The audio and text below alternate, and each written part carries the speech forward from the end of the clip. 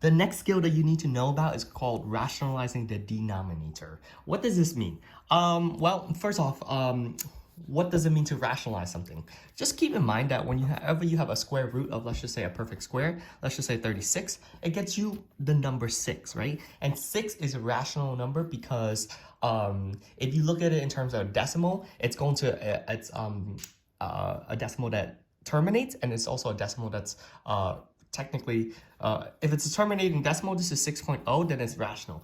But if you take something like the square root of, let's just say 3, right, and you put it into the calculator, it's actually going to be non-terminating and non-repeating, which makes this type of number an irrational number, okay?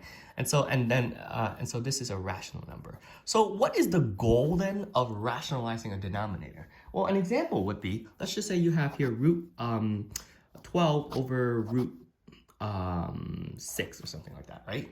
Notice how in the denominator, you have a square root of a non-perfect square, right? In order for us to rationalize it, we need to get rid of this.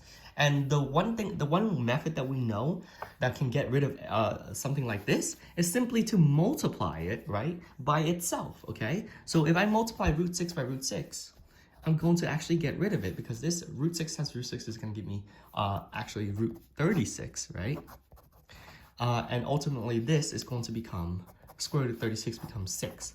But then keep in mind, I only showed you half of the work. Why is that? Because whatever you do to the bottom of a number, you have to do to the top of a number, right? So if I multiply the bottom by root 6 to get rid of this, then I multiply the top by root 6, okay? So root 6 times root 12 is going to give you root 72. Now you gotta ask yourself, is root 72 divisible by something? And in this case, it would be divisible by something, right? And so root 72 is actually going to give you you can split it up as root 36 root 2. And when you simplify this, root 36 divided by root 2 is going to actually give you 6 root 2 over 6.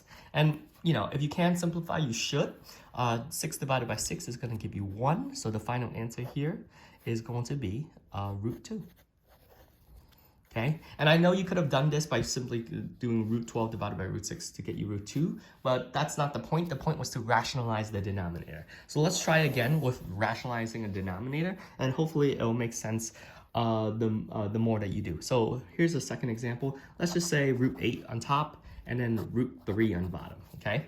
So again, the goal is to make this denominator, which we achieve in this case, make it into a perfectly rational number, right? A whole number potentially. So right now, square root of 3 is irrational, right? It's a non-repeating, non-terminating decimal. So the best method to get rid of this is multiply top and bottom by what you see, which is square root of 3. Okay, so let's do the numerator first. Root 8 times root 3 is going to give you root 24. And then root 3 times root 3 is going to give you root 9. But root 9 ultimately simplifies to simply 3. Okay, so now we've achieved the process of making the denominator rational. Now it's just simply a 3, a whole number. And so now let's simplify square root of 24. We've seen this before. Square root of 24 simplifies into root 4 root 6, which ultimately simplifies into 2 root 6 over 3. And here we have achieved the process of rationalizing the denominator. So once again, in order to achieve that process, you just have to multiply the square root by itself. That way you'll get a whole number out of it, which looks exactly like that.